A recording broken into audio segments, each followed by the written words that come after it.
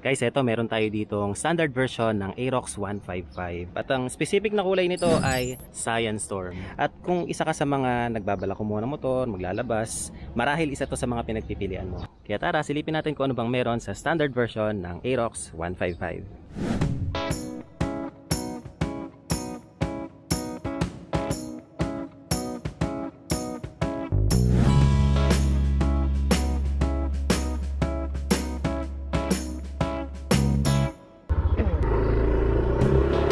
Uy, sarap gamitin. Ganda. Karamihan sa mga nakikita ko nagse-set up, nag-upgrade ng kanilang motor, mga naka-Aerox. Bakit nga naman hindi? Tignan mo naman yung itsura niya, no? Napaka-sporty at aggressive. Well, this has a powerful engine with 155 engine displacement with 4-stroke, 4 valves, single overhead cam, and single cylinder. Liquid cooled na din po ito and powered ng Blue Core. Ayan. Be more with Blue Core, ika nga. At syempre, meron din siyang VVA or variable valve actuation. Mayroon itong maximum horsepower na 11.3 kilowatts at 8,000 RPM at maximum torque naman na 13.9 Newton meters at 6,500 RPM. Bore and stroke 58 by 58.7 millimeters at compression ratio na 11.6:1. Lahat po ng ilaw nito ay naka-LED na. Maliban lang dito sa kanyang signal lights, bulb type yan. Ganun din dito sa likod. Yan. Bulb type yung kanyang mga signal lights. Pero itong tail light, yung headlight, yung park light din ay mga naka-LED na lahat yan. Dito sa digital meter panel niya, tingnan natin kung anong itsura. Yon. Makikita natin unang-una yung speedometer. Merong time. Yan. Ang ganda niyan. Merong time. Yung odometer. Fuel consumption, fuel gauge. Yung RPM. Yan, may RPM dito sa gawing kaliwa. And dito sa left side nung handlebar, yung kanyang button para ma-navigate itong kanyang meter panel. Trip 1, trip 2. Yung V-belt, fuel economy. Average fuel consumption ito, 38.5 yung kasalukuyang average consumption ng may-ari nito. Dito yung mga indicators like yung high beam. Pag binuksan natin, ayan, naka high beam. Meron ditong temperature check, check engine, and lastly, wala. Tingin ko dito yung start and stop system na nandoon sa ABS version. Yun yung wala dito sa standard version. Tatlong features lang naman yung wala dito. Yung pinagkaiba ng standard at yung ABS. So basically yung ABS niya wala. Yung stop and start system dito, meron ditong switch, wala din dito sa standard. And yung smart key system. So dito, meron tayong regular na susi.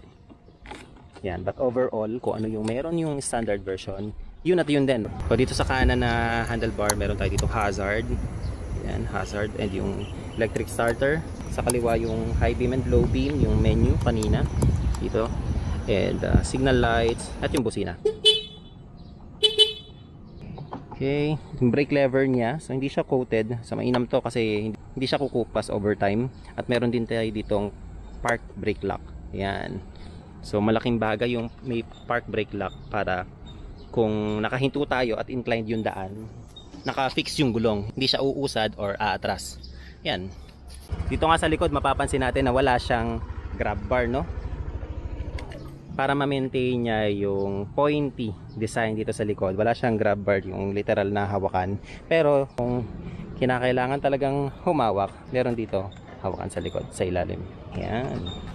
Dito po sa kanyang ignition, dito sa susian, so may dalawa lang naman tayong button. Pagka na-i-open na natin ito, may access tayo sa seat and sa fuel. Well, pagdating sa seat, ito yung bubungad sa atin. May kalakihan yung kanyang space. Maluwang siya at kasya yung helmet. Tatry natin yan maya maya. And dito sa loob nga pala ng seat natin makikita yung kanyang battery at yung motorcycle connect device. So dito po yan inaayos. Bubuksan lang natin dito, may dalawang screw and nandyan yan sa loob. Hindi siya spring loaded pero kahit papano hindi siya ganun kabilis bumagsak yung upuan. So meron tayo ditong modular helmet. Ayan. Tatry natin kung kakasya. Uy, tingin ko kasya. Wag lang sasagko itong Ayan. Ay, Ay, sumasagko yung intercom. Tinanggal ko muna yung intercom. Try natin kung magkakasya. Okay. Yon, nag-lock siya. Wait lang, sa panga. Yan. Okay. Ayan, kitang-kita, nakalock po. Pero feeling ko medyo nakasagko or medyo hindi siya fit na fit yung pagkakasara. Pero at least nakita natin, no, sample, nakita natin yung reference na nagkasya yung isang modular helmet dito. Open natin ulit. Boom. Ayan. Balik na natin yan. So yung mismong upuan nitong Aerox, maganda yung materyales na ginamit. At isa ito sa gusto ko sa Yamaha. Malambot yung kanilang upuan at hindi na ko kompromiso yung lambot dun sa design niya. Kahit dito sa likod, sa pillion, tingnan nyo, parang ang nipis na niyan tingnan, pero malambot pa rin. Oh, grabe talaga. Try ko nga.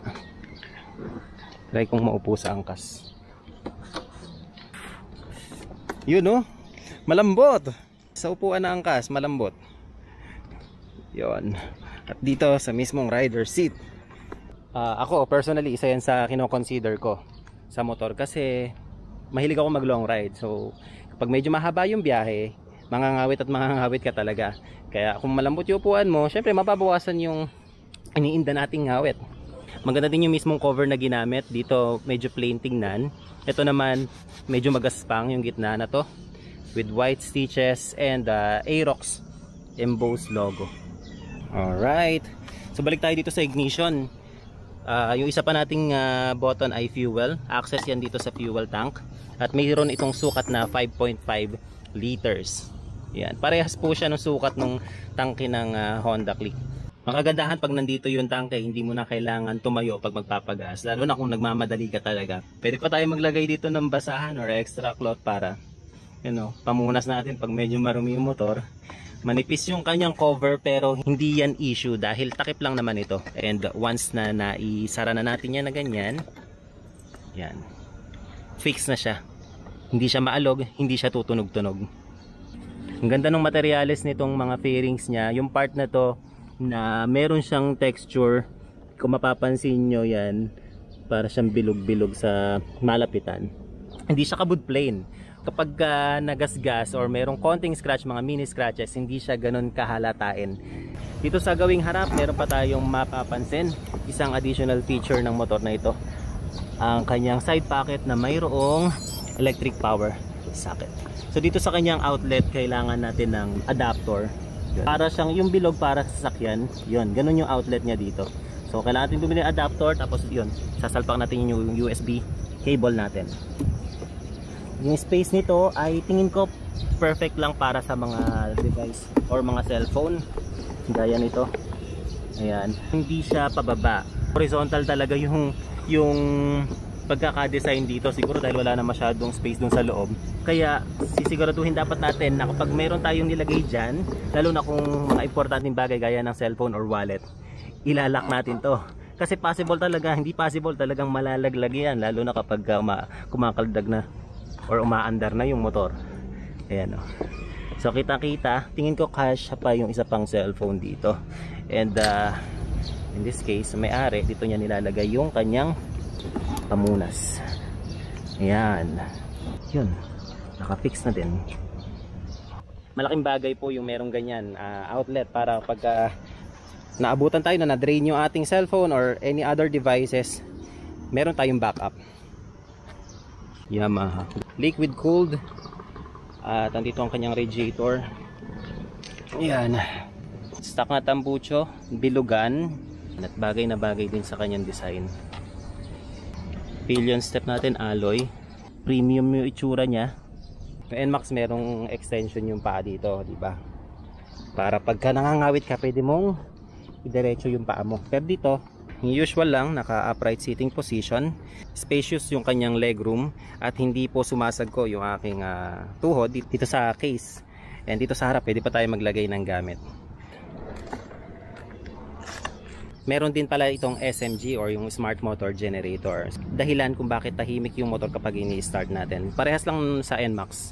And dito sa side stand niya, may added safety feature din yan kasi kapag ka nakababa yung ating side stand, hindi natin ma-on yung engine ng motor.